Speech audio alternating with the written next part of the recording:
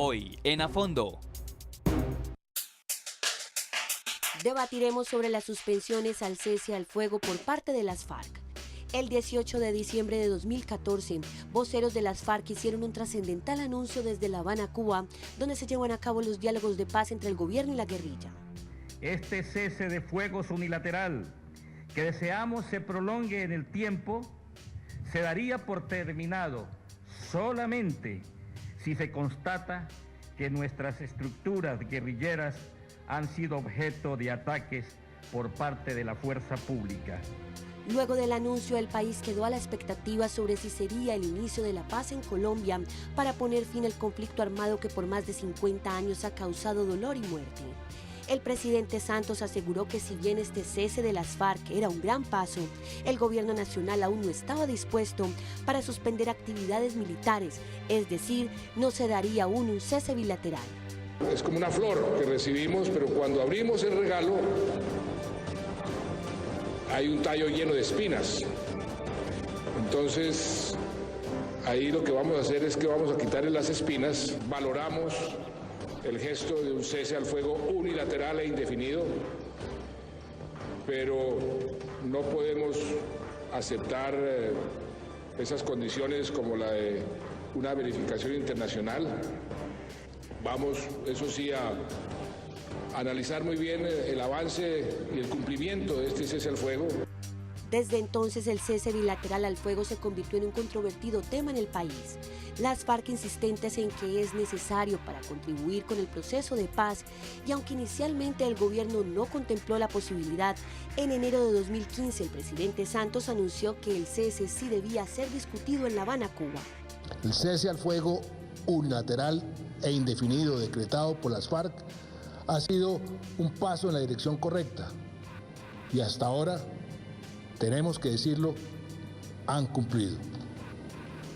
Les he dado instrucciones a los negociadores para que inicien lo más pronto posible la discusión sobre el punto del cese de fuego y hostilidades bilateral y definitivo.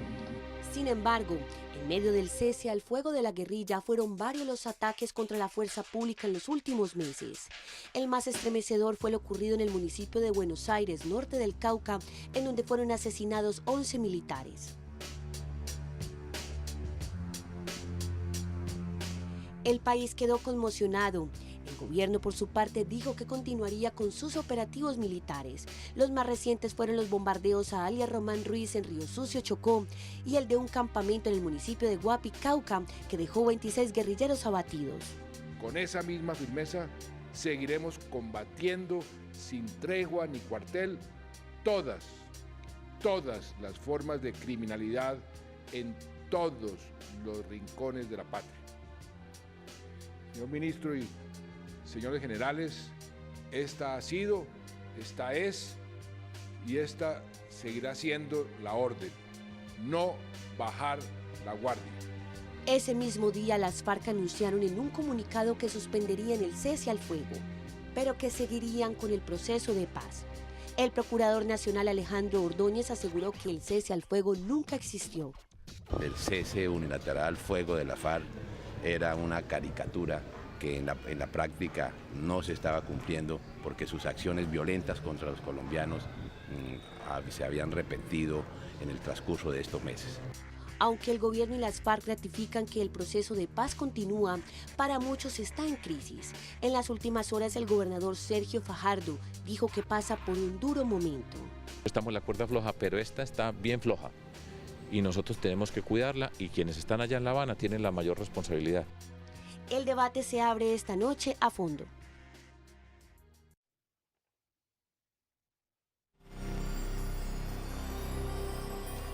Buenas noches, gracias por estar conectados con Teleantioquia y con A Fondo. La suspensión del cese al fuego unilateral por parte de las FARC genera escepticismo hoy en el proceso de paz entre ambas partes, tanto entre el gobierno como por ese grupo armado. Se buscaba un desescalamiento del conflicto, pero hoy es una realidad que nuevamente ambas partes están a la ofensiva. ¿Se pueden adelantar conversaciones en medio del fuego? Opine hoy en nuestras redes sociales, @Teleantioquia, numeral A Fondo, y en la línea telefónica 232-51-65. 9:07. Para hablar de estos temas nos acompañan en el set de A Fondo Jaime Nieto, él es docente de la Universidad de Antioquia. Jaime, buenas noches. Gracias por estar en A Fondo. Gracias por la invitación, buenas noches. También Andrés Úsuga, docente universitario, profesor, buenas noches y gracias por estar en A Fondo. Muchísimas gracias por la invitación y a todos los televidentes. Bueno, está el proceso en la cuerda floja, como lo aseguraba hace unos momentos ahí el gobernador Fajardo, profesor. Bueno, en parte sí y en parte no, ¿no? En parte sí porque efectivamente se produce con esta amenaza de escalamiento del conflicto, se produce un retroceso de todo lo acumulado hasta ahora desde 2012. Y digo que en parte no porque, por supuesto, estamos en un escenario inicial del mismo proceso de diálogo entre el gobierno y las guerrillas, puesto que uno de los principios generales de la negociación es negociar en medio del conflicto. Hoy estamos justamente en ese escenario, el escenario inicial, negociar en medio de la confrontación armada.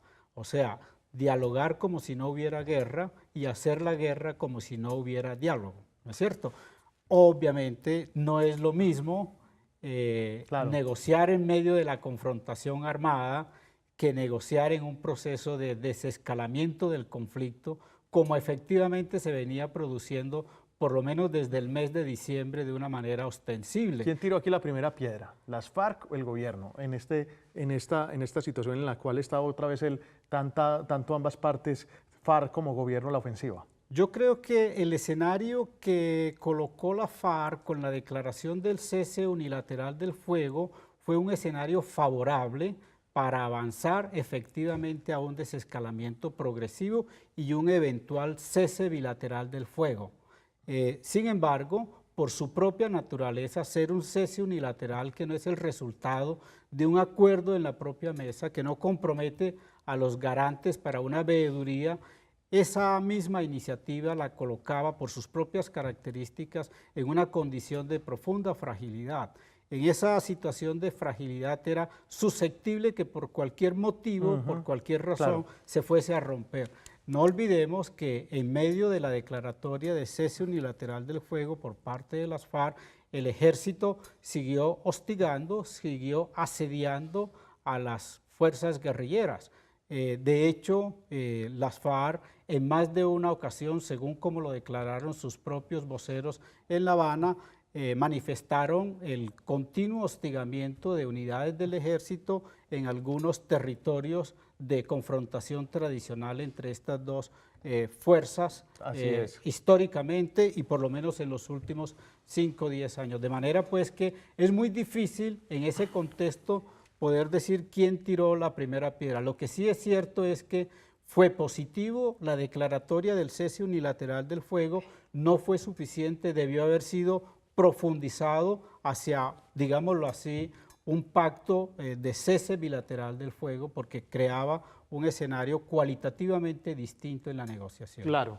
Frente a eso, veníamos asistiendo aparentemente a un desescalamiento del conflicto propicio, digamos, para adelantar estas negociaciones en La Habana, pero ahora sucede todo lo que estamos viendo, la muerte de los militares en el Cauca, lo que pasa en Guapi. ¿Cuál es su lectura, profesor Andrés Úsuga? Mi lectura es que el cese unilateralmente por parte de las FARC nunca se dio.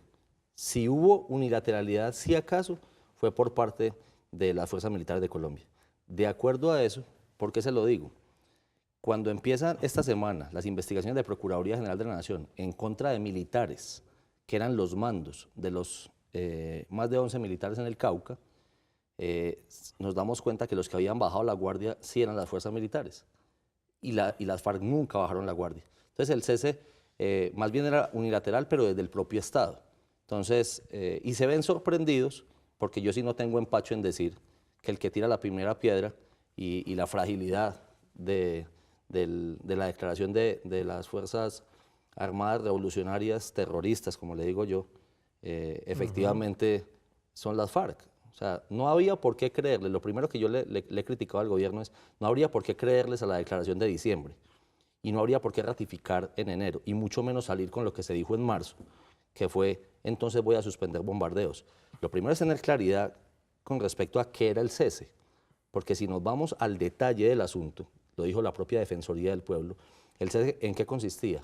en que no iban a secuestrar más, en que no iban a poner más minas, en que no iban a reclutar más, en que no iban a hacer más ataques, en que no iban a hacer más plan pistola, matando policías o matando soldados. Entonces, ¿en qué consistía el cese? Simplemente decir, cese, le voy a poner un ejemplo muy estrambótico, por decirlo de cierta forma. Entonces, matar soldados a punta de bayoneta o a punta de cuchillo, entonces era porque estaban en cese al fuego, pero entonces porque no estaban disparando fusiles. Entonces, tirar una granada a una patrulla de soldados, entonces eso no rompía el cese al fuego. Nunca hubo cese al fuego, esa es la verdad. Estoy de acuerdo con la declaración del procurador, que efectivamente era una burla. No habría por qué creerle y efectivamente el error es del gobierno. Perfecto. El gobierno es el que, ¿por qué cree en una declaración más de la FARC que como todas son mentiras? Tenemos lo de Román Ruiz. ¿Qué puede pasar ahora con el proceso de paz? ¿Cuál es la lectura que usted hace al respecto? ¿Qué puede pasar en La Habana? Pero Porque mire, digamos, ahí me pongo de acuerdo con el profesor Jaime. No tendría por qué pasar nada, porque esas fueron las condiciones pactadas inicialmente. Las condiciones que se pactaron fue, vamos a pero negociar indudablemente esto ralentiza el proceso de paz. Claro, sí, desde luego. pero el problema, o sea, lo que yo siento es que el presidente y el gobierno y la Comisión de Paz están tan hipotecadas y tan desesperadas porque la presión que se dio con el tema de los soldados en el Cauca ha obligado a que el propio presidente de la República terminara diciendo lo que ha dicho la oposición tanto tiempo, póngale plazos al proceso y agilice el proceso, que el gobierno sale a meterle acelerador al proceso y a presionar a la FARC a decirle o firman este año o no va a haber paz con ustedes. ¿Y usted cree en esa teoría del profesor? Yo discrepo, Jaime. creo que en dos puntos fundamentales con el profesor Andrés. Por un lado, en cuanto al registro mismo de los hechos, yo creo que uno no puede convertir las conjeturas en fundamentos de verdad. Uno tiene que basarse, obviamente, en registros de hechos empíricos. Pero son cifras de Defensoría del Pueblo, no lo dije yo, claro, son cifras de la propia Defensoría del Pueblo que no salían conjeturas entonces. Y está también las cifras que aporta el CERAC, el Centro de Análisis del Conflicto. Pero es que el CERAC no es una cifra oficial, en cambio la Defensoría del Pueblo es una cifra oficial. No, pero es que aquí no nos podemos atener solamente a las cifras oficiales. Bueno, yo le creo a las cifras oficiales. Yo le creo en parte a las cifras oficiales, pero también le creo a entidades no oficiales como ciertas ONGs que tienen respaldo en una gran trayectoria académica y vienen realizando investigaciones muy serias no solo sobre este asunto en particular, sino sobre otros muchos asuntos. No, y muchas ONGs graves tienen muchas cifras también. Y lo que arrojan estas cifras es que justamente, Andrés, en contra de tus conjeturas, lo que arrojan estas cifras es que... No, pero yo pido que seamos serios y no digamos que es conjetura porque son cifras de la Defensoría del Pueblo. Porque si tú me dices, es una conjetura, entonces yo también podría decir que son conjeturas de los centros de las ONGs. Efectivamente, el cese unilateral del fuego, entonces estás desvirtuando las cifras que hablan del 85% en la suspensión de las intensidad del conflicto. ¿Pero de quién son las cifras? Volvamos al mismo tema. Estoy hablando de ONGs. Te estoy hablando de la Fundación Paz y Reconciliación. Bueno, por eso. ¿Sí? Sería como... Que son cifras de ONGs que han... Y si es una ONG que dice otra cosa, también habría que creerle si lo dijera en contrario. No, pero las cifras aparecen allí documentadas. No, y en la Defensoría del Pueblo también aparecen las cifras. Pero a ver, el ministerio... ¿Por qué no me cita el documento de la Defensoría? Porque yo no lo conozco. No, y al Ministerio de la Defensa también tiene cifras especiales donde el ministro estuvo diciendo el cese no se estaba respetando. Yo le puedo citar el documento de la Fundación Paz y Reconciliación. Le puedo documentar Yo puedo citarle la página del Ministerio de Defensa, ¿sí?, donde que lo dijeron el comandante del Ejército y el ministro de Defensa. Que hablan de una reducción de las actividades bélicas entre las dos en cerca del 85% dice una, el CERAC, y en el 90% dice la otra, la Fundación Paz y Reconciliación. Entonces, si usted mira esas cifras, efectivamente hay un desescalamiento del conflicto. Usted mismo entonces dice una contradicción. Porque entonces, no veo contradicción. Pero déjeme terminar el tema. Usted en su primera intervención dice que no hubo forma de verificar si el cese se estuviera o no se estuviera dando. Pero adicionalmente dice que hay ONGs que sí verificaron el cese. Y no. Entonces, ¿cuál es la situación? No, es una falacia lo que usted me está planteando, profesor. Discúlpeme que se lo plantee en estos términos. Una cosa es el registro de la no ocurrencia en la confrontación armada, que es lo que ha hecho estas dos ONGs con documentación, ¿sí?, diaria, semana por semana, mes por mes, cuántas actividades de confrontación armada han sostenido las guerrillas con el ejército. Pero con respecto a qué, porque las cifras aguantan todo. Pero un momento. Lo que arrojan estas cifras Claro. es que efectivamente hay una reducción drástica desde el mes de diciembre, estos 5 primeros meses, en el desarrollo de esa confrontación. Comparados, En un 85, con qué meses y con qué datos 2011, históricos. 2011, 2014, 2013. Por eso, no sé pero- si usted no conoce No, yo conozco los documentos, informe. lo que pasa es que yo no le creo a esas Por ONGs. eso, entonces usted parte de la conclusión de que están Sí, porque falseando. siento que tienen un Y sesgo punto ideológico dos, y están llenos y de punto falacias, dos, así como usted me lo Andrés. dice a mí también. Punto 2, Andrés.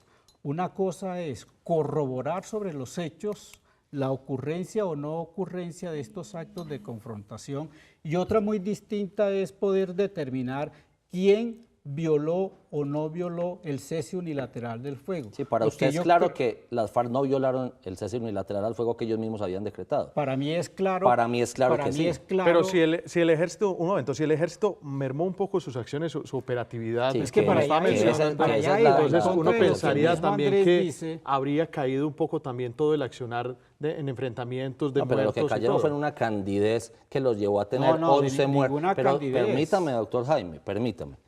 Llegaron a una candidez tal que se van a dormir una tropa en un coliseo absolutamente expuestos, que de acuerdo a eso la Procuraduría está iniciando investigaciones en contra de los comandantes y en contra de los muertos también, porque terminarán pagando los muertos.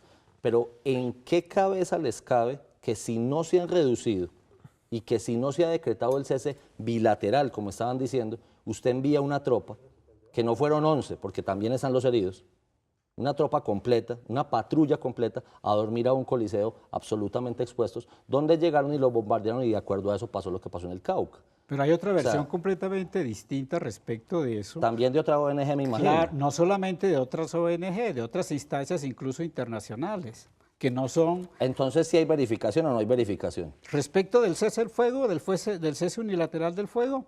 No, pero usted está diciendo que hay verificación internacional, inclusive de los muertos del Cauca. Pero ese cese sí podría ser verificable, el cese unilateral al fuego por parte de las FARC. No era verificable porque no es el resultado de un pacto en la propia mesa Pero fue lo de primero diálogo y pero fue lo primero que negociación. usted dijo acá, ¿Qué le dije? que se necesitaba, que el cese tendría que haber sido con una verificación internacional Claro. y que no tuvo. Claro, Bueno. para poder determinar quién violó el cese Pero unilateral ¿por qué del el fuego. Estado, permítame un minutico, por qué el Estado tendría que ser verificable de haber violado un cese si nunca lo decretó? Claro. Yo lo que estoy diciendo es, Claro, eso de es lo que facto, eso es lo que yo le estoy de planteando. facto De lo allí- tenía, pero nunca de lo allí decretó. el carácter frágil Perdón, de poder yo determinar tengo- quién violó o no bueno, es violó que eso el cese. me tengo que ir a un presionar al Estado para que... unilateral, donde el Estado no No. renuncia a hacer, Es a que, asediar es que no y a puede hostigar renunciar, militarmente es a que no las es Fuerzas hostigar, Armadas. es que no puede renunciar a su Claro. función constitucional y legal. Bueno, nos ¿Y tenemos por qué que ir a una renunció a pausa bombardear? comercial. Nos ¿Por qué tenemos que ir a renunció a una, bombardear? profesor, nos A tenemos los que ir a una, bombardeos. decisión- nos Eso tenemos es que ir, inconstitucional. nos tenemos Eso que ir lo a una puede hacer el pausa comercial presidente en de la este momento. República. Continúa el debate, profesor Jaime. Ya regresamos, vamos a continuar el debate en a fondo. Estamos hablando del anuncio de las FARC de la suspensión del cese unilateral del fuego y tenemos dos posiciones bien encontradas en este momento en ese respecto. Ya regresamos en a fondo con este debate.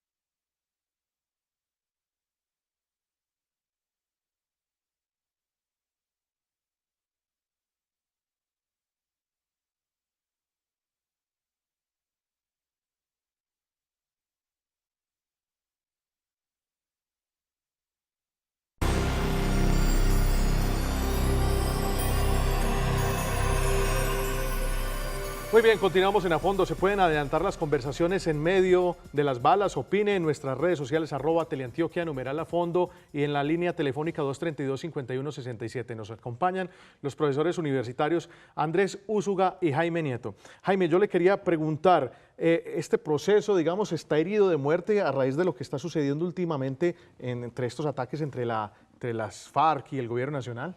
Yo diría que está gravemente herido, ¿no? Pero no herido de muerte. Está gravemente herido, por lo menos en lo que tiene que ver en el punto de la confianza entre los interlocutores, en lo que tiene que ver con la legitimidad frente a la ciudadanía y en lo que tiene que ver, digámoslo así, con el escalamiento mismo del conflicto. Entonces yo creo que hay dos maneras de poder dar un salto hacia adelante en la dirección que traía el proceso de diálogo y negociación. El primer salto es destrabar la misma agenda, o sea, trabajar de manera inteligente y audaz el punto de justicia transicional y el punto de víctimas, que han sido hasta ahora los puntos más difíciles claro, de tratar y de superar. Narcotráfico. ¿No? El del narcotráfico ya fue el punto 3 de la agenda y hubo un acuerdo definitivo sobre él. Pero no, sobre ese punto ya hubo acuerdo. No, ya sobre eso hay acuerdo. Pero también recuerdo una cosa, que cuando empezó en 2012, ¿qué fue lo primero que dijo el presidente? Nada estará acordado hasta que todo esté acordado. Por supuesto. Pero y lo repitió mucho. Y recuerda que la idea es que esto también lo refrende pero también dijo, que había popular, sobre el cual también hay una discusión, incluso que el fiscal está diciendo que no. Pero también dijo que no se iban a demorar, nada y van para 3 años. Bueno, y el punto está frenado hace un año el proceso. Sí, un momento termina el proceso. Es el que tiene que ver con un cese bilateral del fuego, verificable, con la intervención de Naciones Unidas y de los garantes, con protocolos estrictos que efectivamente garanticen que las dos partes en conflicto respeten ese cese bilateral del fuego. De lo contrario, creo que el proceso puede entrar en una fase peligrosa. Ahí sí puede entrar en la fase que tú señalabas en términos de estar herido de muerte, o sea, ir regresando, entrar en una fase terminal hasta que definitivamente se le agote el oxígeno. Se le agote el oxígeno y estemos en el escenario que muchos quieren, han querido siempre estar, que es el escenario de la guerra como la vía para la solución al conflicto. Una vía ensayada por 50 años y que hasta ahora no ha dado ningún resultado. Ahora usted mencionaba algo. Profesor, ¿usted está en el escenario de la guerra o digamos que está en el escenario de la paz? Nosotros siempre hemos querido la paz. Inclusive a una gente que le dicen que son amantes de la guerra. Amamos la paz. Lo que pasa es que esto que están haciendo... Pero permítame acabar, profesor, porque yo le respeté su turno. Ahorita me interrumpiste 3 veces. Entonces... vamos a terminar, Andrés, inclusive muy corto, porque nos queda un minuto. La paz que nosotros planteamos no es la paz que está planteando el gobierno Santos. Es la de Uribe, ¿Por qué? Pero, profesor, es que si no me dejan ni siquiera... Vamos, Andrés. Sí, entonces... La paz está mal planteada porque es un falso dilema. Este proceso es un falso dilema. Así no se hace la paz. La paz se hace con condiciones, la paz se hace efectivamente, como ustedes mismos lo pueden decir, inclusive, verificando que se entreguen las armas, verificando con verdad y verificando con claridad. Pero en este momento es un mar de dudas para todo el pueblo colombiano lo que está pasando en La Habana, pero quieren que creamos en la paz que no es clara para nadie. Aunque algunos quieren jugarse por la paz. Es que hay que ir a la guerra y exterminar al enemigo, rendir al enemigo y sobre la base de la rendición del enemigo, entonces sí imponer unas condiciones supuestas de paz. Lo que usted está proponiendo es simplemente un pacto de rendición, un proceso de diálogo y negociación. Profesor, ¿usted cree que se puede repetir la historia del Caguán? Es peor que el Caguán, porque en este momento no tenemos 42.000 kilómetros. Tenemos todo el territorio colomdiano. Estuvo despejado. ¿En su concepto el proceso se puede enderezar? Sí, pero el gobierno está hipotecado en el primer modelo que vendió. Entonces tienen un gran problema, porque adicionalmente el proceso no lo maneja Juan Manuel Santos. El proceso lo maneja Sergio Jaramillo y otros grandes poderosos que están detrás, como el hermano del propio Juan Manuel Santos. Pero en este momento el presidente se está dando cuenta que la impopularidad a lo que lo está llevando es a que tiene que reforzar el modelo que se vea el Estado de Derecho, que actúa para poder legitimar esa paz. ¿Esta suspensión puede, o esto que está pasando en este momento puede traer más violencia para la población civil? Sí, como también puede traer más violencia a cualquier proceso, incluso un proceso de paz bien hecho, siempre trae más violencia en algunos tiempos después de la firma de cualquier acuerdo. 300 Claro, desplazados, el bombardeo del Cauca, los 2 líderes comunales en el Caquetá. Cifras que nuevamente vamos respeto a volver también, a las pero cifras no, de miles de desplazamientos forzados. pero yo siento que el profesor no respeta mi palabra, entonces yo le concedo la de él. Yo creo que el debate nos da para más largo. Hoy fue un debate muy corto, digamos, de media hora. Esta semana próxima volveremos a tener el programa en nuestro horario habitual a las 9:30 y esperamos que ya sea hasta las 10:30 y podremos adelantar seguramente estos debates más en extenso. Muchas gracias, Andrés, por haber estado. Muchas gracias, profesor. Muchas gracias al profesor Jaime por haber estado en A Fondo. La próxima semana nos veremos con otro tema de interés. Que tengan una feliz noche.